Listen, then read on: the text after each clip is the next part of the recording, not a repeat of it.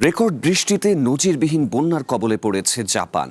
ভারী বৃষ্টি ও ভূমিধসে দেশটিতে মৃত্যু হয়েছে অন্তত 6 জনের। বিদ্যুৎ বিচ্ছিন্ন প্রায় ৪৫,০০০ ঘরবাড়ি। বৃষ্টির কারণে চিবা সহ বিভিন্ন অঞ্চল থেকে 4 লাখের বেশি মানুষকে নিরাপদ আশ্রয়ে সরে যাওয়ার নির্দেশ দিয়েছে সরকার।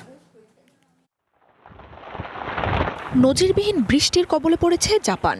বৃহস্পতিবার রাতে চিবা সহ বিভিন্ন এলাকায় ব্যাপক বৃষ্টিপাতে পানিতে তলিয়ে গেছে হাজার হাজার ঘরবাড়ি।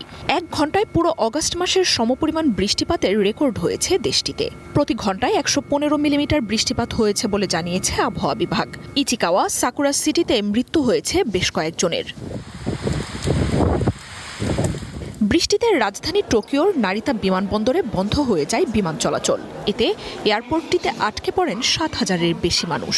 এদিকে দুর্যোগপূর্ণ আবহাওয়ায় বিদ্যুৎ বিচ্ছিন্ন হয়ে পড়ে প্রায় ৪৫,০০০ ঘরবাড়ি। চিবা সহ বিভিন্ন অঞ্চল থেকে 4 লাখের বেশি মানুষকে নিরাপদ আশ্রয়ে সরে যাওয়ার নির্দেশ দেওয়া হয়। বন্ধ হয়ে যায় গুরুত্বপূর্ণ সড়কগুলো, স্থগিত রাখা হয় ট্রেন চলাচল। পরিস্থিতির অবনতিতে প্রথমবারের মতো বৃষ্টিপাত ও ভূমিধসের সর্বোচ্চ 5 মাত্রার সতর্কতা জারি করে জাপানের আবহাওয়া বিভাগ। উদ্ধার ও সহায়তার জন্য সেনা মোতায়েন করে সরকার।